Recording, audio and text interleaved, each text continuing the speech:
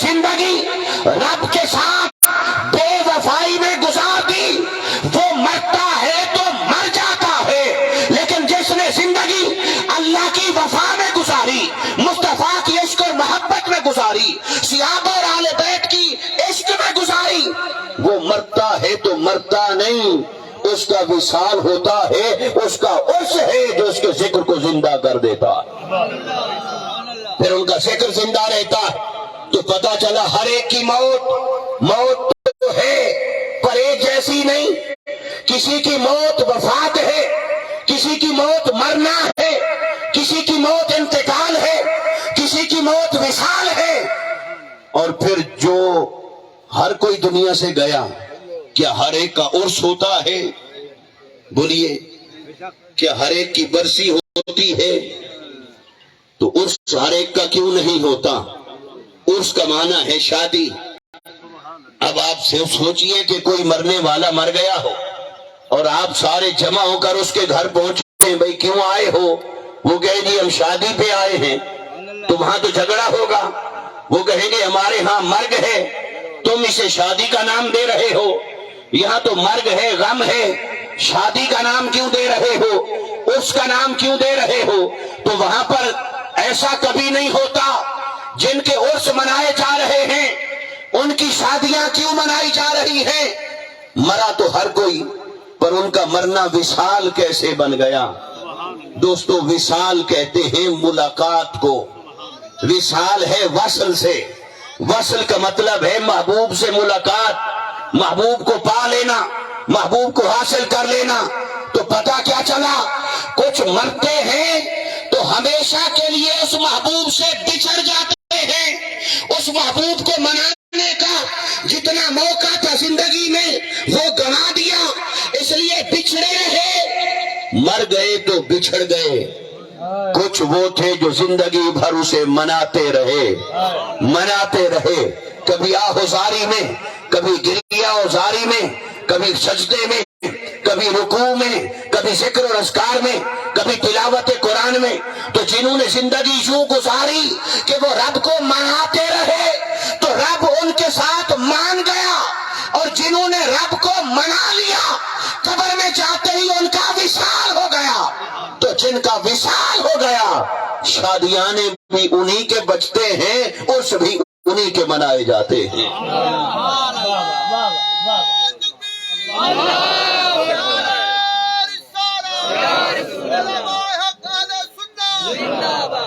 اب دوستان محترم، یہ جو تصور میں نے آپ کے سامنے رکھا ہے، موت اور حیات کو پیدا فرمایا اور حیات کو پیدا فرمایا۔ جس نے موت کو پیدا کیا، جس نے زندگی کو پیدا کیا، اور موت اور زندگی دونوں کو اللہ نے پیدا فرمایا، دونوں کو تخلیق فرمایا، اور مقصد کیا رکھا؟ اللہ لیبلوکم ایکم احسن عملا، تاکہ وہ تمہیں آزمائے، وہ دیکھے، مبتلا کرے، ابتلا کرے، دیکھے اور دکھائے کہ تم میں سے کون ہے جو حسین ترین عمل کر کے آتا ہے، تم میں سے کون ہے جو بہترین عمل لے کر آتا ہے۔ تو اللہ نے فرمایا یہ دیکھنے اور دکھانے، وہ تو جانتا تھا، اسے تو دیکھنے کی ضرورت نہیں کہ کون کیسا عمل کر کے آئے گا، مگر علماء کرام نے کہا لیبلوکم، وہ تمہیں آزمائے گا اس لیے تاکہ وہ خلق کو دکھائے، آؤ میں نے ایسے نہیں ان کو اپنا محبوب بنا رکھا، ان کی زندگیاں دیکھو، ان کے شب و روز دیکھو، یہ اس لائق تھے تو میں نے انہیں یہ درجہ عطا فرمایا ہے۔ تو وہ دکھاتا ہے خلق خدا کو کہ کھرے اور کھوٹے کو دیکھ لو، جو کھوٹے تھے وہ مر کر مٹی میں مل گئے، جو کھرے تھے ان کے کفن کو بھی مٹی کھا نہ سکی، اسی طرح زندہ و سلامت رہے اور اللہ کو پا لیا، نہ ان کا نام مٹتا ہے نہ ان کا جسم مٹتا ہے، نام بھی زندہ رہتا ہے، جسم بھی زندہ رہتے ہیں۔ تو اللہ نے فرمایا میں نے موت اور حیات دونوں کو پیدا فرمایا۔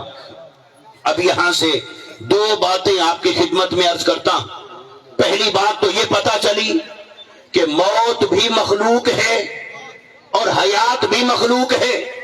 موت کو بھی اللہ نے پیدا کیا، زندگی کو بھی اللہ نے پیدا کیا۔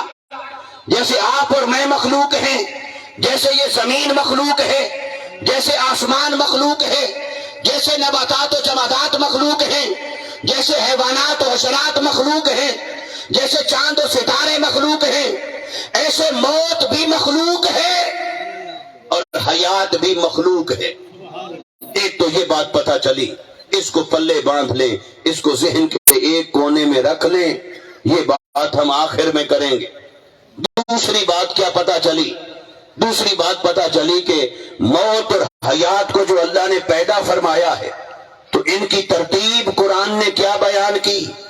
پہلا ذکر زندگی کا نہیں کیا، پہلا ذکر اللہ نے موت کا فرمایا، پہلا ذکر زندگی کا نہیں، پہلا ذکر موت کا ہے۔ اللہ نے یہ نہیں فرمایا وہ جس نے زندگی اور موت کو پیدا فرمایا، نہیں، اس نے فرمایا وہ جس نے موت اور زندگی، پہلے موت پھر زندگی، پہلے موت پھر زندگی۔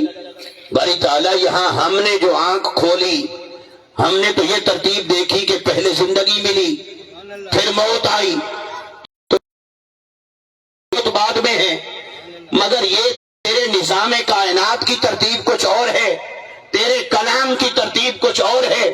نظام کائنات کو دیکھیں تو ماں کے پیٹ سے آئے، زندگی پہلے، پھر قبر میں چلے گئے تو موت بعد میں، مگر تیرے کلام کی ترتیب موت کو پہلے کر دیا، زندگی کو بعد میں کر دیا۔ ویسے لفظ سوچنا سمجھنا یہ بھی اس کی شان میں روا نہیں ہے، کیونکہ نہ وہ سوچتا ہے نہ وہ سمجھتا ہے۔ سوچنا سمجھنا انسان کی صفت ہے، مگر یہ کہ ایسا نہیں کہ بے حکمت، بے وجہ، بے سبب اس نے موت کو پہلے کر دیا، زندگی کو بعد میں کر دیا، ایسا نہیں ہے۔ اللہ کے کلام میں حکمت ہے تو اس نے موت کا ذکر پہلے رکھا، زندگی کا ذکر بعد میں رکھا۔ باری تعالیٰ وجہ اس نے فرمایا فَاسْأَلُوا أَهْلَ الذِّكْرِ إِن كُنتُمْ لَا تَعْلَمُونَ۔ جب کوئی بات تمہیں عقل سے سمجھ نہ آئے تو ذکر والوں کے پاس جایا کرو، وہاں سے پوچھا کرو۔ باری تعالیٰ یہ بھیجنا تو چاہیے تھا علم والوں کے پاس، تو نے بھیجا ذکر والوں کے پاس۔ جب کوئی سوال پوچھنا ہو تو کس کے پاس جانا چاہیے؟ علم والے کے پاس۔ پوچھنے کا تعلق تو جاننے سے ہے، علم والے سے ہے، تو سوال تو تھا، پوچھنا ہے کچھ۔ اس نے کہا ذکر والوں کے پاس جاؤ۔ یہ کیا ہے؟ اس نے کہا یہ کہ جو علم ہے وہ رہتا ہے یہاں دماغ میں، عقل میں، اور جو ذکر ہے، ذکر کا معنی ہے یاد۔ یاد عقل میں نہیں رہتی، یاد دل میں رہتی ہے۔ یاد کا گھر ہے دل اور علم کا گھر ہے عقل۔ علم رہتا ہے عقل میں، یاد اور ذکر رہتا ہے دل میں۔ تو اس نے فرمایا کچھ باتیں وہ ہوتی ہیں جو دماغ میں آتی ہی نہیں، جو فقط دل کا حصہ ہوتی ہیں۔ اس لیے اس نے کہا کچھ باتیں وہ ہوں گی جو عقل والوں کے پاس سے ملیں گی، علم والوں کے پاس ملیں گی، کچھ وہ ہوں گی کہ جو عقل والوں کے پاس نہیں، اہل دل اور اہل ذکر کے پاس ملیں گی۔ اور اللہ کی شان کے بارے میں کسی نے کیا خوبصورت شعر کہا کہ تو دل میں تو آتا ہے، سمجھ میں نہیں آتا، بس جان گیا میں تیری پہچان ہی ہے۔ اللہ انسان کے دماغ میں ہے، عقل میں نہیں آتا، ہاں دل میں آتا ہے۔ اس نے کہا میں کائنات میں کہیں نہیں سماتا، کائنات چھوٹی ہے، میں بے حساب اور بے حد ہوں، مگر اس نے کہا ہاں میں مومن کے دل میں رہ سکتا ہوں، مومن کے دل میں رہتا ہوں۔ اب اس نے کہا ہے اپنی یاد کے لیے، ذکر کے لیے، اپنے تجلی کے لیے، انوار و تجلیات کے لیے، اس لیے مومن پر لازم ہے دل کو پاک کرے، دل کو صاف کرے، اور دل کی پاکیزگی کا نام تزکیہ ہے۔ تو جس نے دل کو پاک کر لیا تو اس کا جلوہ خود تشریف لے آتا ہے۔ اس لیے وہ اہل اللہ اور مقربین ہو جاتے ہیں۔ مگر آئیے اس بات کو آگے لے کے چلے۔ اس نے کہا پوچھو موت کا ذکر پہلے کیوں، زندگی کا ذکر بعد میں کیوں، پوچھو اہل ذکر سے۔ تو ایک جواب اس کا علماء نے دیا اور ایک جواب صوفیاء نے دیا۔ تو علماء کے جواب میں صرف اشارہ کرتا ہوں، پھر صوفیاء کے جواب کی تفصیل کرتا ہوں۔ علماء کا جواب یہ ہے، انہوں نے کہا کہ اس آیت کی تفسیر ہے اس آیت کے مثل جس میں اللہ نے فرمایا کیف تکفرون باللہ وکنتم امواتا فاحیاکم ثم یمیتکم ثم یحییکم ثم الیہ ترجعون۔ موت سے مراد ہے عدم، حیات سے مراد ہے وجود۔ تو اللہ فرمانا چاہتا ہے وہ ذات جس نے موت کو پیدا کیا پھر زندگی کو پیدا کیا، مطلب یہ ہے کہ تم نہ تھے پھر تمہیں وجود عطا فرما دیا ہے۔ یہ معنی ہے موت اور حیات کا۔ مگر یہ تو ہو گیا علم الکلام، علم العقائد۔ صوفیاء نے کیا کہا، عاشقوں نے کیا کہا؟ عاشقوں نے کہا سنو ہمارا معنی کچھ اور ہے۔ بھئی بتائیے آپ کا معنی کیا ہے؟ اس نے کہا پہلے زندگی اور موت کی ذرا ڈیفینیشن کر لو، تعریف کر لو۔ تعریف آج کوئی شے بھی آپ پڑھانا چاہتے ہیں پہلے اس کی تعریف بتاتے ہیں۔ تو انہوں نے کہا زندگی اور موت کی تعریف کر لو کیا ہے؟ تو انہوں نے کہا بھی زندگی کی علامت اور نشانی یہ ہے اگر سانس چل رہی ہے تو اس کا نام ہے زندگی، نبض چل رہی ہے تو اس کا نام ہے زندگی، آنکھیں کھلی ہیں تو اس کا نام ہے زندگی، زبان سے بول سکتا ہے اس کا نام ہے زندگی، کھاتا اور پیتا ہے اس کا نام ہے زندگی، سوتا اور جاگتا ہے اس کا نام ہے زندگی، شادی بیاہ کرتا ہے، زندگی گزارتا ہے، کام کاج کرتا ہے، اولاد توالد و تناسل آگے ہوتا ہے، اس کا نام ہے زندگی۔ تو اس عاشق نے کہا اگر اس کا نام ہے زندگی تو بتا تو اشرف المخلوقات کیوں ہے؟ یہ زندگی تو حیوان کو بھی حاصل ہے، یہ زندگی تو جانور کو بھی حاصل ہے، اس کی بھی اولاد آگے بڑھ رہی ہے، نسل اس کی بھی آگے چل رہی ہے، وہ بھی کھاتے اور پیتے ہیں، وہ بھی سوتے اور جاگتے ہیں، سانس ان کی بھی چل رہی ہے، نبض ان کی بھی چل رہی ہے۔ اگر اسی کا نام ہے زندگی تو پھر حیوان اور انسان میں فرق کیا ہوا؟ تو پھر وہ عالم نے کہا اے عاشق پھر تو ہی بتا پھر زندگی کیا ہے، پھر موت کیا ہے؟ اس نے کہا سنو ہماری تعریف یہ ہے اگر محبوب کا جلوہ سامنے رہے تو عاشق کی زندگی ہے، اور اگر محبوب سے بچھڑ جائے تو عاشق کی موت ہے۔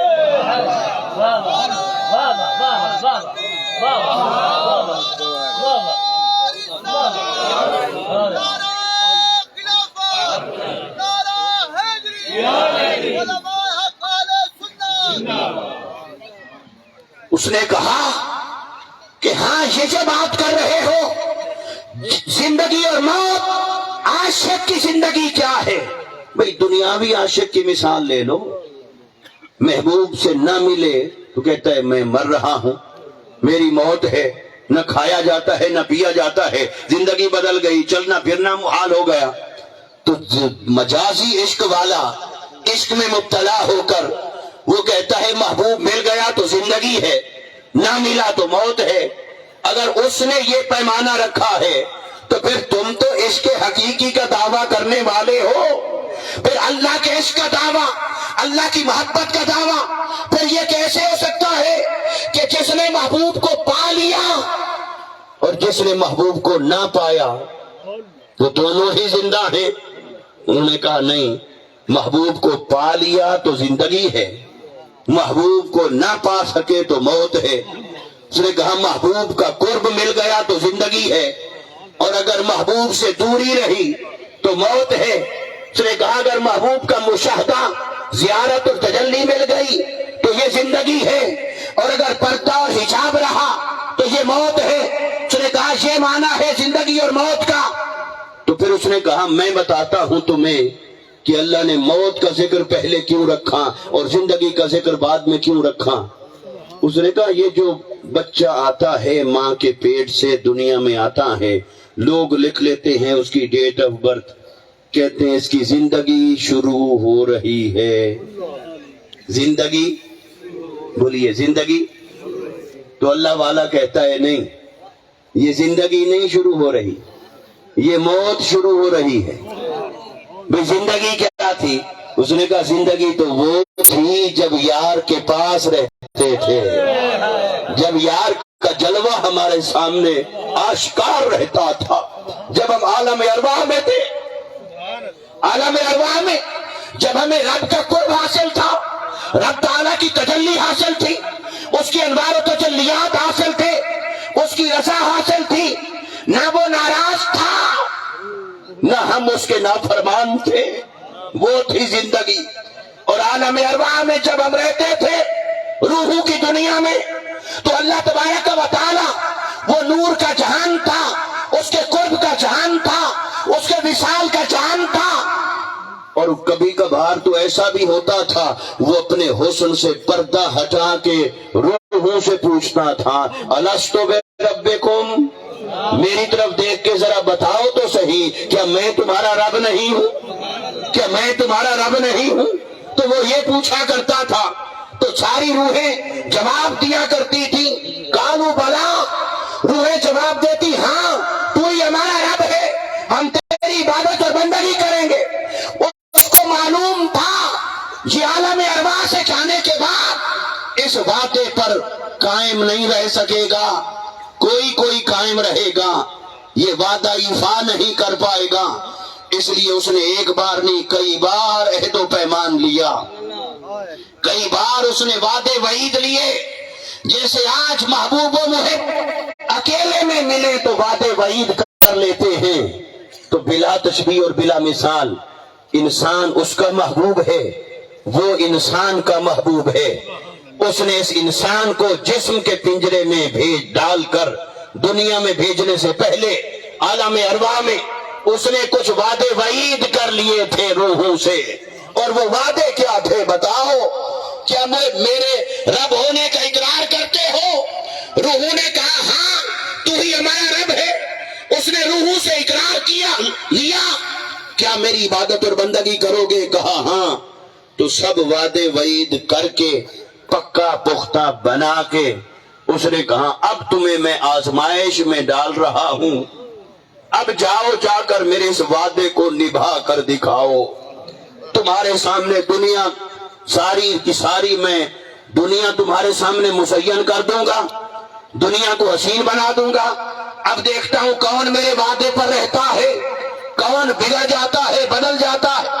دنیا تمہارے لیے سجا دوں گا، مزین کر دوں گا۔ تمہارے سامنے مال کی محبت ہوگی، زمین کی محبت ہوگی، اجناس کی محبتیں ہوں گی، اولاد کی محبتیں ہوں گی، بیوی اور اولاد کی محبت، خاندانوں کی محبت، شہوات کی محبت، منصب، دنیا کے رشتے، بڑا کچھ میں دنیا میں جال بچھا دوں گا، سب حسین لگے گا۔ اور اس جنگل میں چھوڑ کر تمہیں میں دیکھتا ہوں کون پلٹ کر میری طرف آتا ہے، کون اس دنیا کی محبت سے جان چھڑا کر رات کو مصلے پر میرے ذکر کو آباد کرتا ہے، کون اس وعدے وعید پر قائم رہتا ہے اور کون نہیں۔ تو اس نے کہا میں تمہیں آزمائش میں ڈال رہا ہوں، اب دیکھتا ہوں کون نبھاتا ہے اور کون بے وفا ہو جاتا۔ تو یہ اس نے وعدے وعید کے بعد جب دنیا میں بھیجا، بچہ پیدا ہوا، ماں کے پیٹ سے آیا، آنے والے کی چیخ نکل گئی، وہ رو پڑا۔ دیکھنے والے خوش ہو رہے ہیں، مسکرا رہے ہیں، میرا بیٹا پیدا ہوا، بیٹی پیدا ہوئی، پوتا پیدا ہوا، پوتی پیدا ہوئی، نواسا نواسی، بھتیجا بھانجا، یہ رشتے پیدا ہوئے۔ اب وہ اس کی سٹھی کریں، اس کا عقیقہ کریں، اس کی شادیاں کریں، اس کا جشن منائیں، اس کے لیے خرچ کریں، کپڑے لے کر آئیں، خوش ہو رہے ہیں۔ اور وہ آنے والا رو رہا ہے، دیکھنے والے خوش ہو رہے ہیں۔ وہ آنے والا کیوں رویا؟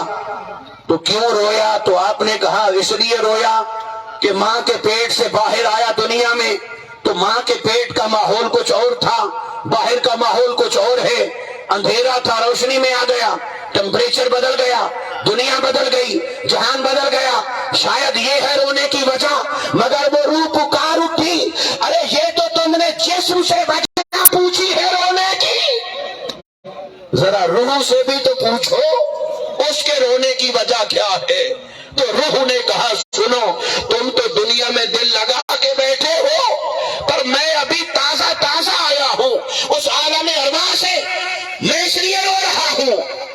محبوب کے قرب میں رہتا تھا، اب امتحان میں آ گیا، اللہ کے اس قرب کے جہان میں رہتا تھا، اب دنیا اور ابتلا میں آ گیا، اب پتہ نہیں پھر یہ وعدہ نبھا پاؤں گا یا نہیں، اب اس کی محبت کو سنبھال پاؤں گا یا نہیں۔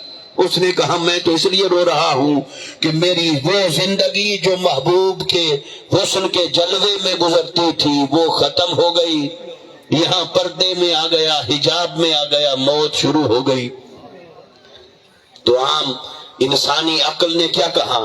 بچہ پیدا ہوا، زندگی شروع ہوئی، مگر ایک عارف نے، عاشق نے کیا کہا؟ فرمایا زندگی نہیں، موت شروع ہوئی ہے۔ اچھا پھر یہی منظر بدل جاتا ہے جب کوئی شخص فوت ہوتا ہے، پیدا ہوتے وقت کا منظر، فوت ہونے کا منظر بدل جاتا ہے۔ اس کو ذرا ایک دوسرے سے کمپیئر کریں، آمنے سامنے رکھ کر تقابل و تماثل کریں، سوچئے ذرا اس کو۔ جب پیدا ہوا تو کیا تھا؟ آنے والا رو رہا ہے، دیکھنے والے مسکرا رہے ہیں۔ اب جب جانے کا وقت آیا، اب دو قسمیں ہو گئی۔ آتے ہوئے ایک ہی قسم تھی سب کی، آنے والا رویا، دیکھنے والے مسکرائے، مگر جاتے ہوئے اب قسمیں دو ہو گئیں۔ ایک تو وہ ہے دیکھنے والے تو رو رہے ہیں، مگر ایک وہ ہے جانے والا جو جانے والا بھی رو رہا ہے، اور ایک وہ ہے جو جانے والا مسکرا رہا ہے۔ اور جانے والا جو مسکرا رہا ہے تو صالحین نے کہا نشان مرد مومن بات گویم چون مرگ آید تبسم بر لبے اوست۔ کہا مرد مومن کی نشانی یہ ہے جب اسے موت آتی ہے اس کے لبوں پر مسکراہٹ مچل جاتی ہے، وہ مسکرا کے جا رہا ہوتا ہے۔ اور مسکرا کے کیوں جاتا ہے؟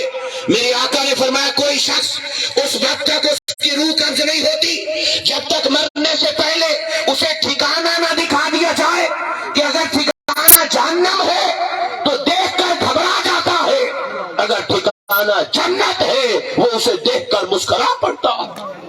وہ کہتا ہے رب تعالیٰ تیرا شکر ہے کہ میں نے تیری توفیق سے اس وعدے کو نبھا لیا، جس مقصد میں آیا تھا تیری عبادت اور بندگی کا، اس مقصد کو میں نے پا لیا۔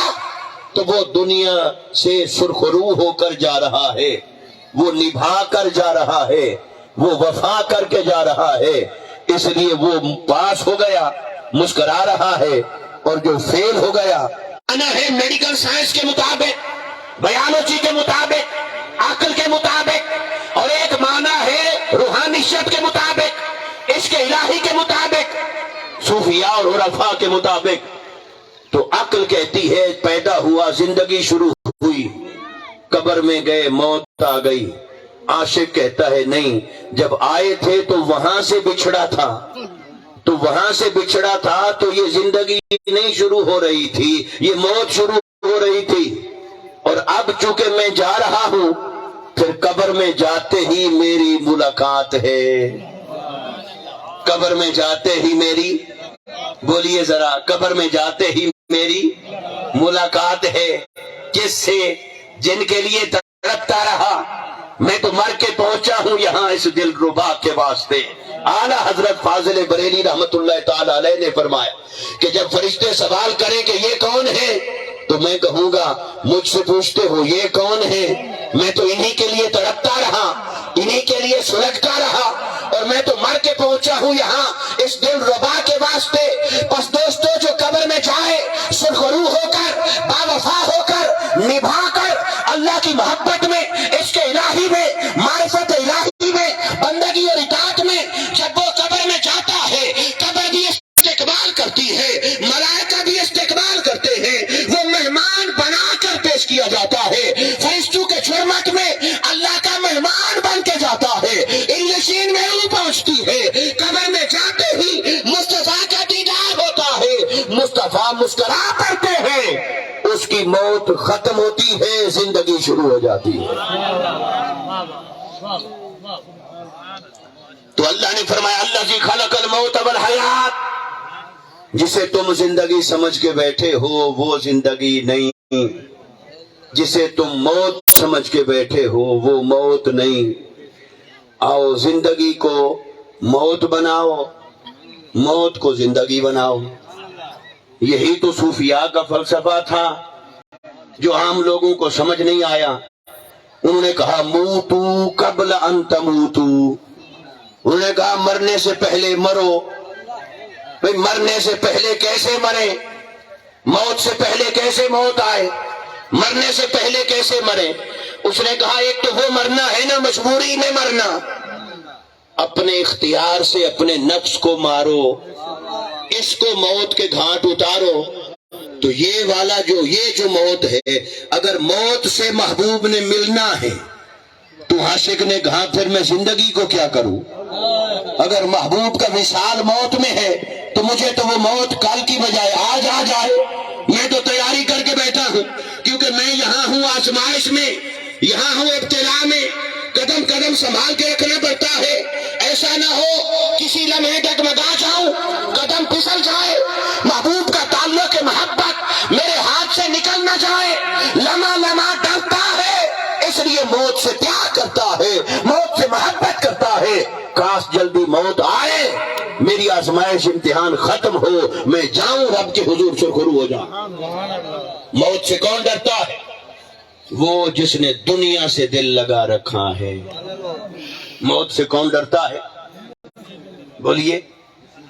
جس کا دل لگا ہے مال میں، کوٹھی میں، کاروبار میں، زیب و زینت میں، دنیا کے رشتوں میں، وہ ڈرتا ہے میں چلا گیا تو یہ کیا ہوگا، یہ کیا ہوگا، یہ کیا ہوگا۔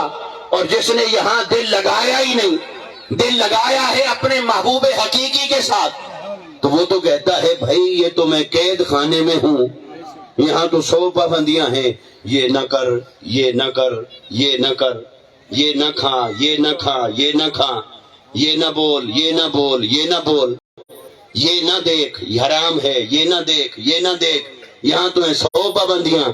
اس نے کہا میں اس جنت میں کیوں نہ جاؤں جہاں رب نے فرمایا لہم ما یشاؤون عند ربہم، جو چاہو گے تمہیں اجازت دوں گا۔ اس نے کہا یہاں قید کی دنیا کو کیا کروں، میں اس اخروی دائمی زندگی کی طرف کیوں نہ جاؤں جس جنت میں رب نے مجھے میری مرضی کا مالک بنا دینا ہے، مجھے وہ چاہیے۔ یہاں کیا چاہیے؟ یہاں تو قید ہے۔ حضرت مولا کائنات حضرت علی المرتضیٰ رضی اللہ تعالیٰ عنہ آپ فرماتے ہیں دنیا اور مال کے بارے میں، دنیا کا مال، فرمایا دنیا کے مال سے کوئی بے وقوف ہی دل لگائے گا۔ پوچھا کیسے؟ فرمایا ایسے بتاؤ، 2 ہی صورتیں ہیں، یا حلال ہوگا یا حرام ہوگا۔ دنیا کا مال یا حلال ہوگا یا حرام ہوگا۔ فرمایا اگر حرام ہے تو پھر تو عذاب ہے، اور اگر حلال ہے تو پھر حساب ہے۔ پھر کیا ہے؟ اگر حرام ہے پھر تو پکی بات ہو گئی نا کہ عذاب ہے، اور اگر حرام نہیں تو بھی خوش ہونے کی ضرورت نہیں، اس حلال کا حساب ہے۔ یہ کہاں خرچ کیا، کیسے آیا؟ تو حضرت مولا کائنات فرماتے ہیں لوگوں اس دنیا سے کیا دل لگانا جس کے حرام میں عذاب ہو اور جس کے حلال میں حساب ہو، اس کو کیا کریں؟ اس سے دل نہ لگاؤ، آؤ دل اس سے لگاؤ۔ وہ جب جنت میں بھیجے گا وہ کہے گا اب جو تیرا دل کرے وہ کر، جو تو چاہے وہ کر۔ اور اللہ نے فرمایا میں تجھے اتنی طاقت اور اختیار دوں گا کہ پھر جو تو چاہے گا میں وہ کر دوں گا۔ لہم ما یشاؤون عند ربہم، جو چاہے گا وہ ہو جائے گا۔ تو اللہ نے فرمایا کہ پھر تو اس لیے اشاق و رفا، اولیاء اور صلحاء وہ دنیا کو آزمائش سمجھتے ہیں، ابتلا سمجھتے ہیں، امتحان سمجھتے ہیں، اللہ کی محبت اور اطاعت کا۔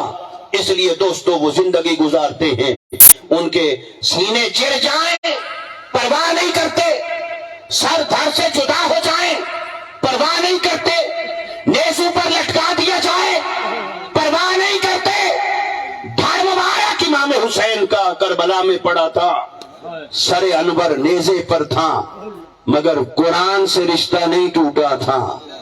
جسم کا سر سے رشتہ ٹوٹ گیا، سر کا جسم مبارک سے رشتہ کٹ گیا، پر حسین قرآن سے نہیں کٹا، اور حسین کا رشتہ قرآن سے جڑا رہا، قرآن کا رشتہ حسین سے جڑا رہا۔ وہ وہ رشتہ برقرار رہا، کیونکہ یہ دنیا کے قانون اور ضابطے کچھ اور ہیں، اللہ والوں کے ضابطے کچھ اور ہیں، عشق الہی کا ضابطہ کچھ اور ہے، محبت الہی کا ضابطہ کچھ اور ہے۔ انسان اللہ کا راز ہے، اللہ نے اسے اشرف المخلوقات بنایا، ساری مخلوقات سے افضل اور اعلیٰ بنایا، حتیٰ کہ فرشتوں کو کہا اسے سجدہ کرو، فرشتوں کو جھکایا ہے تیرے سامنے۔ اپنے آپ کو کمتر نہ جان، اپنے اس مقام کو پہچان کہ اللہ نے تجھے اشرف المخلوقات کا تاج عطا فرمایا۔ اس لیے دوستان محترم، موت ہر ایک کے لیے ہے، مگر زندگی اور موت کو سمجھنا ہوگا، زندگی اور موت کے اس فلسفے کو جاننا ہوگا، اپنی زندگیوں کی اصلاح کرنا ہوگی، اپنی زندگیوں کو یوں گزارو کہ جس پر خود زندگی کو ناز ہو، اور یوں موت آئے کہ قیدی اور مجرم کی طرح نہ اللہ کے حضور پیش ہوں، بلکہ مہمانوں کی طرح نور کے ہار پہنا کر اللہ کی بارگاہ میں کھڑا کر دیا جائے۔ اب یہ میں چاہتا تھا کہ بات کروں زندگی اور موت کے بارے میں، کیونکہ یہ پروگرام بھی ایصال ثواب کا ہے، اور ضروری ہے کہ ان کو تو ثواب پہنچے گا، بلندی درجات بھی ہوگی، رحمتوں کا نزول بھی ہوگا، مگر آپ اور میں تو ابھی زندہ ہیں، تو ہمیں کیا کرنا ہے، ہمارا زندگی کا پیغام کیا ہے، اسے سمجھنا ضروری ہوتا ہے، اس کو اصلاح کرنا ضروری ہے۔ اس لیے میں نے یہ زندگی اور موت کے کچھ پیغام کے لیے باتیں آپ کے سامنے رکھی۔ اب دوسرے فلسفے پر آ جائیں۔ دوسرا فلسفہ میں نے کہا دو باتیں، پہلی بات کہ زندگی کا ذکر بعد میں اور موت کا پہلے، یہ کیوں ہے، یہ میں نے آپ کو عرض کیا۔ اب دوسری بات، موت بھی مخلوق ہے اور حیات بھی، بولیے، موت بھی مخلوق ہے اور حیات بھی، یعنی موت کو بھی اللہ نے پیدا فرمایا اور حیات کو بھی اللہ نے پیدا فرمایا۔ جیسے آپ کو اور مجھے پیدا کیا، ہم مخلوق ہیں، زمین اور آسمان کو پیدا کیا، وہ بھی مخلوق ہے، ایسے موت اور حیات، موت اور زندگی، اللہ نے ان کو بھی پیدا کیا، وہ بھی مخلوق ہے۔ تو جب ہر کوئی مخلوق ہے، موت بھی مخلوق ہے، بنیاد کو سمجھ لیں، بنیاد مضبوط ہو تو اگلی عمارت بھی مضبوط ہوتی۔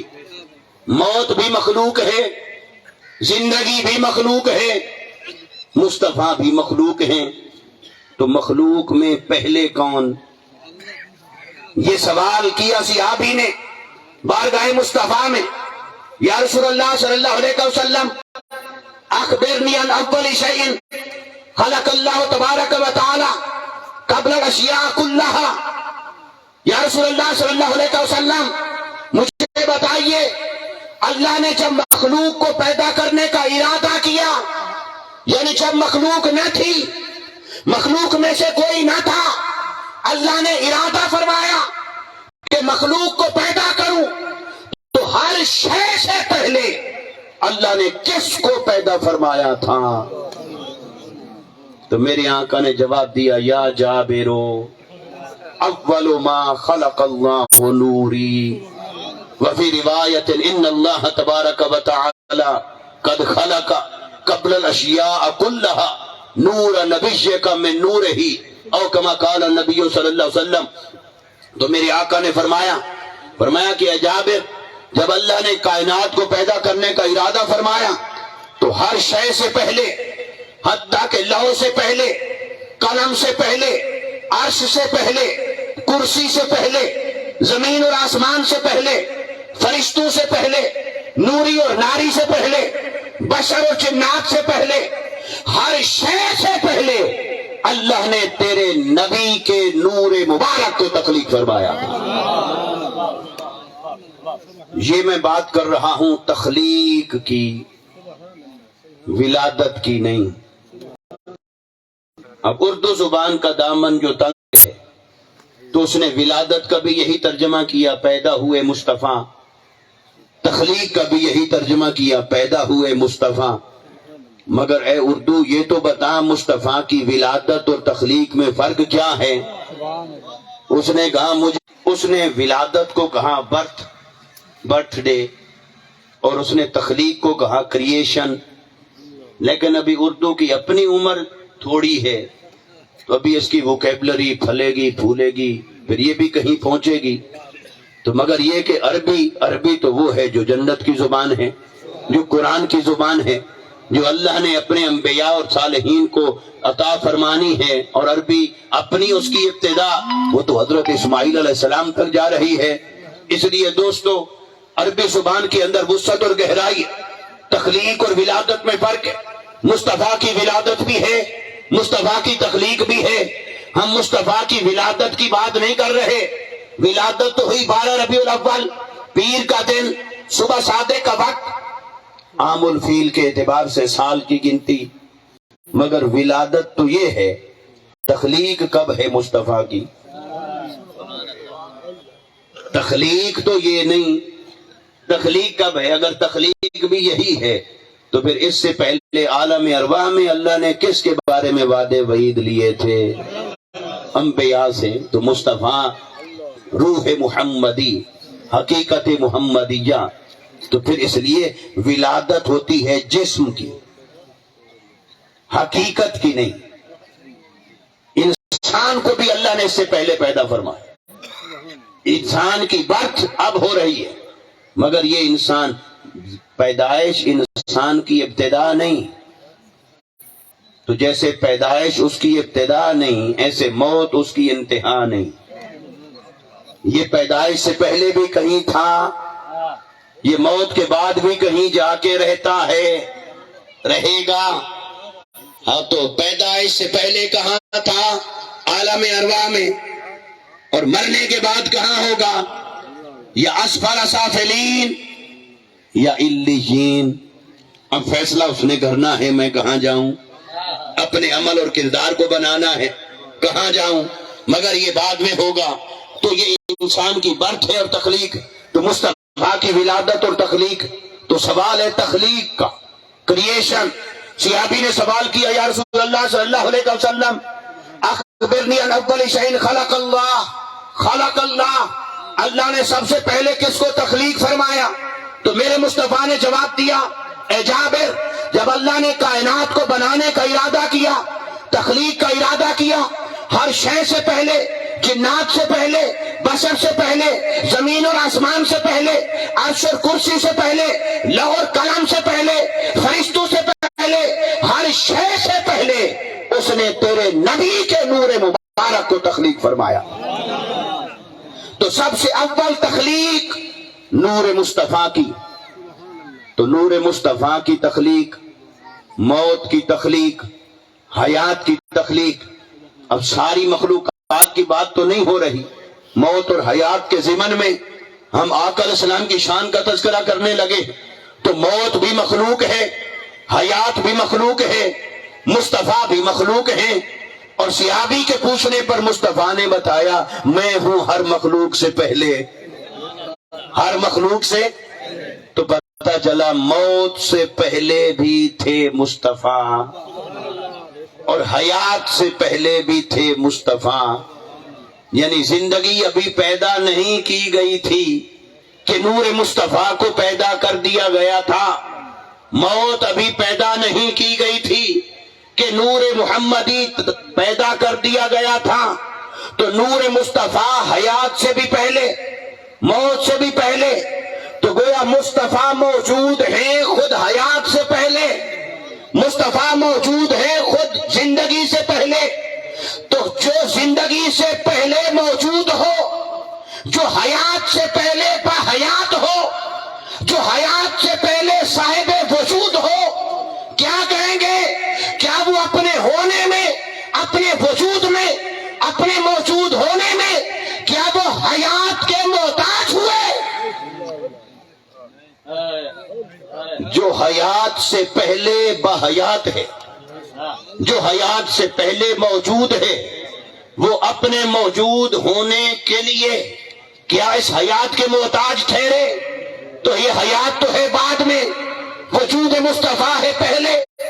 تو پتہ چلا جو پہلے ہے وہ بعد والے کا محتاج نہیں. بیٹا تو محتاج ہے اپنے ہونے کے لیے ماں اور باپ کا، مگر وہ ماں اور باپ اپنے ماں باپ کے محتاج تو تھے، اس اولاد کے محتاج نہیں ہیں۔ اولاد ہو نہ ہو وہ ہیں، اس لیے فرق پڑتا ہے۔ تو بلا تشبیہ اور بلا مثال، تو میرے آقا کو اللہ نے تخلیق فرمایا نور مصطفیٰ، حقیقت محمدیہ کی بات ہو رہی، اس کو اللہ نے تخلیق فرمایا ہر مخلوق سے پہلے۔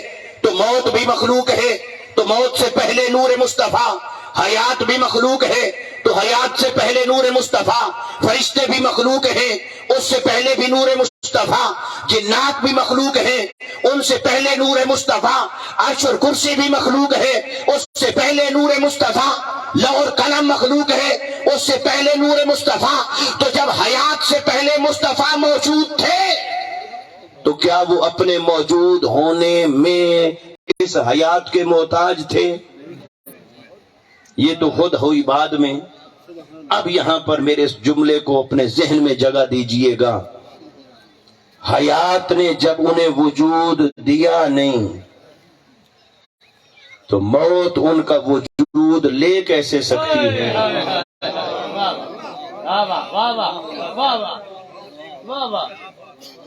حیات نے جب انہیں وجود دیا نہیں، حیات سے بشریت ملی، وجود مصطفیٰ نہیں، بشریت ہے جسم کا تعلق، تو جسم کی ولادت ہے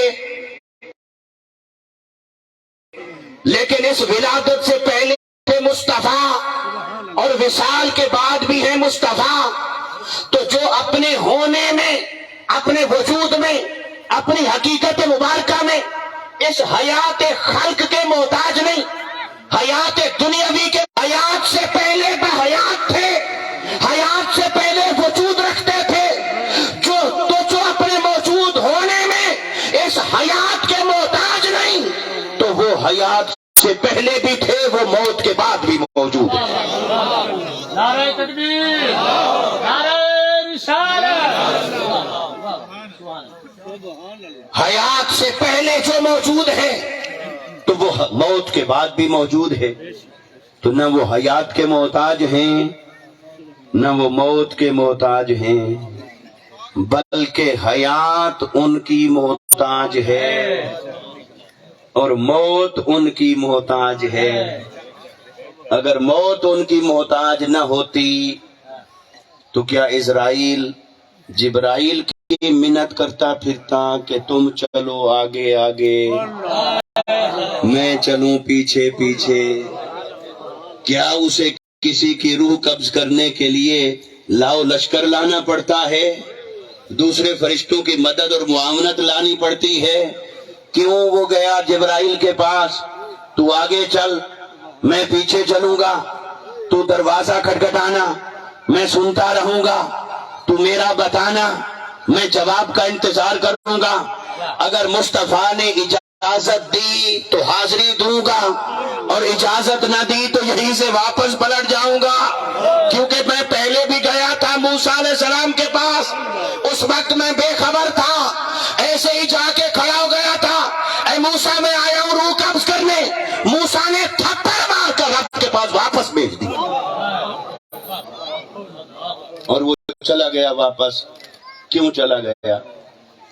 اسے پتا تھا ہر ایک کا معاملہ اور ہے، کلیم اللہ کی شان کچھ اور ہے، کیونکہ یہ وہ ہیں کہ نہ میں ہوتا ہوں نہ کوئی ہوتا ہے، کوہ طور ہوتا ہے، یہ ہوتے ہیں اور وہ ہوتا ہے۔ تو جب اسے موسیٰ کی شان معلوم تھی کہ وہ کلام کرتا ہے براہ راست، تو وہ کیسے وہاں حکمرانی جماتا، کیسے وہ وہاں پر حکومت آرڈر دیتا، تو اس نے سمجھ لیا، واپس چلا گیا، باری تعالیٰ تو نے آج مجھے ایسے بندے کے پاس بھیجا جو مرنا ہی نہیں چاہتا۔ موسیٰ علیہ السلام کی شکایت لے کے پہنچا ہوا ہے، سرائکی میں جسے کہیں کہ گویا کہ اللہ کو دھان دینا کھڑے، اللہ کو دھان دینا کھڑے، باری تعالیٰ تو نے ایسے بندے کے پاس بھیجا جو مرنا ہی نہیں چاہتا. تو اللہ نے اسے یہ نہیں کہا، ڈانٹ ڈپٹ نہیں کی، تیرا کام ہے روح قبض کرنا، تجھے میں نے طاقت دی ہے قبض کر لیتا. اللہ نے فرمایا واقعی تو نے حق ادا کر دیا میرے محبوبوں کا. کہاں چلو واپس پلٹ جا کر میرے موسیٰ سے التجا کر پوچھ، اے موسیٰ آپ کتنا جینا چاہتے ہیں؟ جتنا جینا چاہتے ہیں آپ کی زندگی بڑھا دیتے ہیں.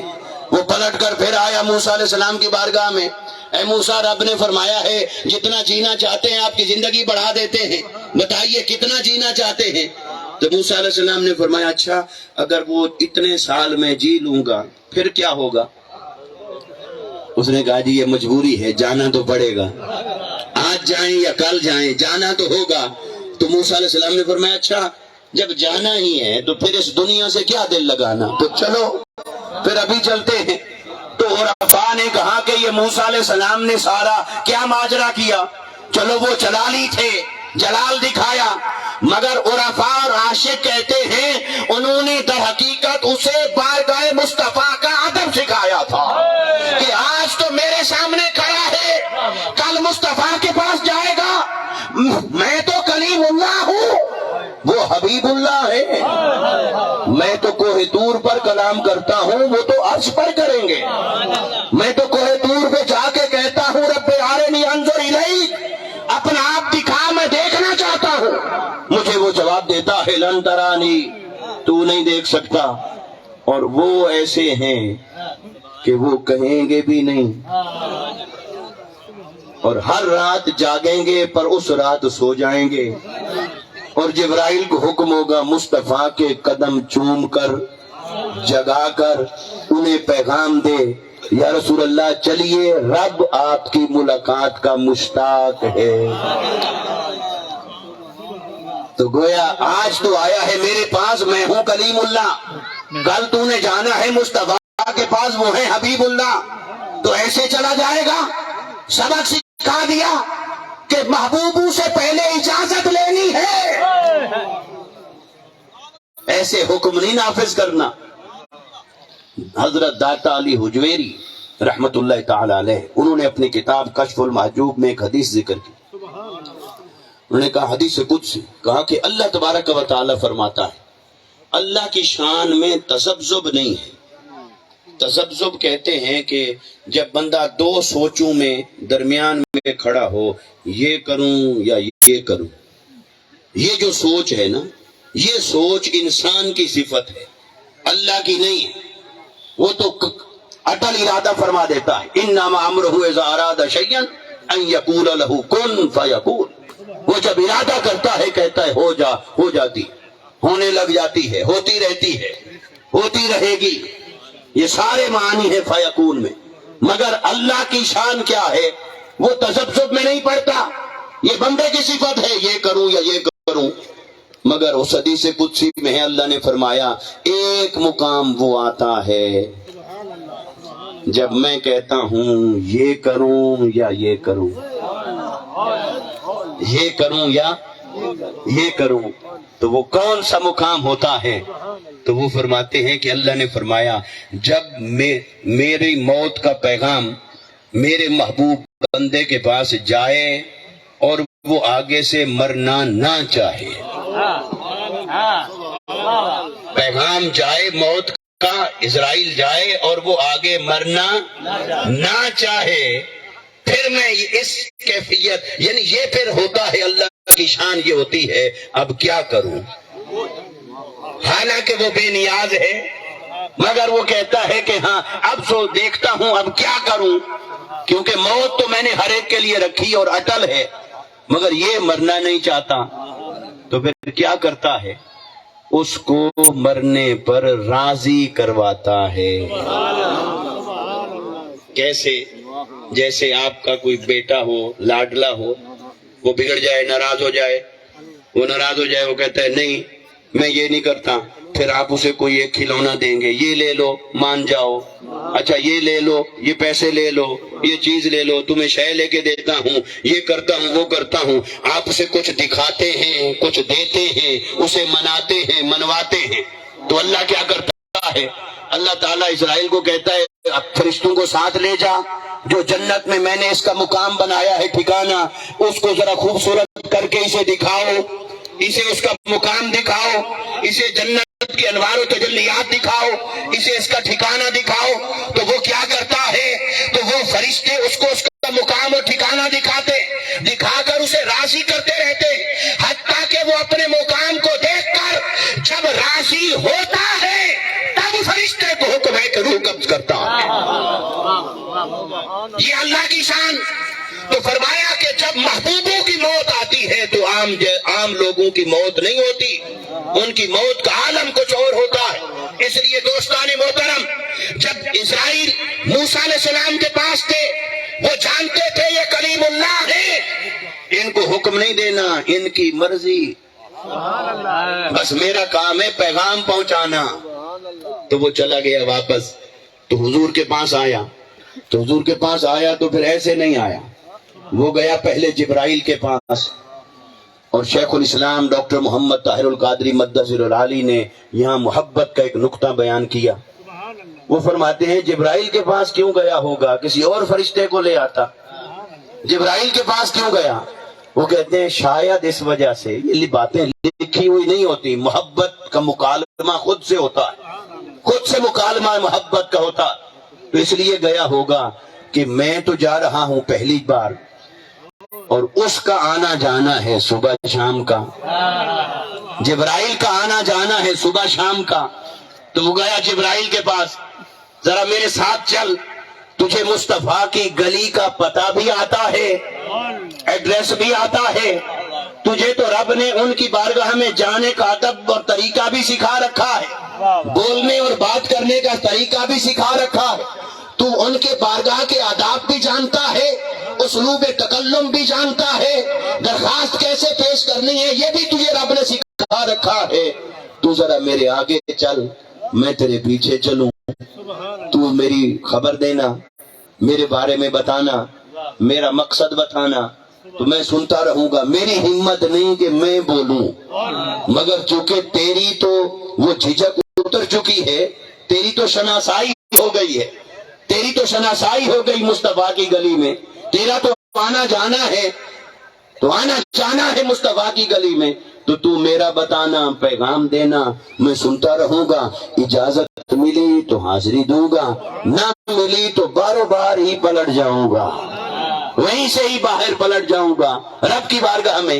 تو اس لیے وہ گیا اسرائیل جبرائیل کے پاس، کیونکہ اسے پتا تھا کہ مصطفیٰ کو اللہ نے ساری خلق کے لیے نبی بنا کر بھیجا ہے، تو موت بھی مصطفیٰ کی امت میں ہے، حیات بھی مصطفیٰ کی امت میں ہے، تمام میرے آقا تمام خلق کے نبی ہیں، تمام عالمین کے نبی ہیں، تمام موجودات کے نبی ہیں، تمام مخلوقات کے نبی ہیں، ملائکہ کے نبی بھی مصطفیٰ، جنات کے نبی بھی مصطفیٰ، انسانوں کے نبی بھی مصطفیٰ، لوح اور قلم کے نبی بھی مصطفیٰ، عرش اور کرسی کے نبی بھی مصطفیٰ، شمس و قمر کے نبی بھی مصطفیٰ، حتیٰ کہ نبیوں کے نبی بھی مصطفیٰ، تو موت کے نبی بھی مصطفیٰ، حیات کے نبی بھی مصطفیٰ۔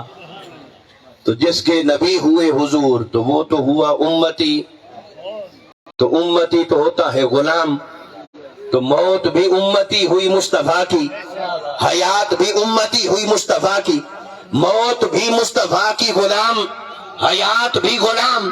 غلام کا کیسے کام کے حکم چلائے؟